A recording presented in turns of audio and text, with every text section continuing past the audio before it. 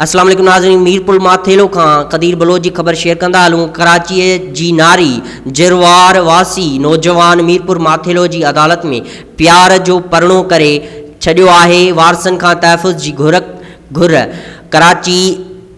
कराची जे गुलशन इक़बाल जे रहवासण नारी शबाना जिरवार वासी नौजवान सादिक मलिक सां मीरपुर माथेलो जी अदालत में प्यार जो परणो करे छॾियो आहे। प्यार जो परणो कंदड़ शादी खां पोइ प्रेस क्लब पहुची ॿुधायो त नारीअ जे पीउ मोहम्मद नवाज़ ऐं भाउ मोहम्मद इब्राहिम मलिक असांजे घर ते हमिलो करे 3 लख रुपया रोक रक़म ऐं ॿियो घर में पियल क़ीमती सामान खणी विया आहिनि, जेका संदन ज़्यादती आहे।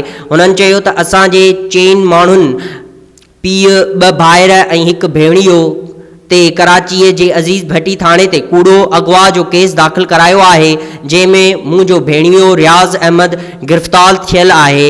हुननि चयो शबाना मलिक खे अगवा नाहे कयो, हुन रज़ा ख़ुशीअ सां शादी कई आहे। असां ॿई ख़ुशि आहियूं।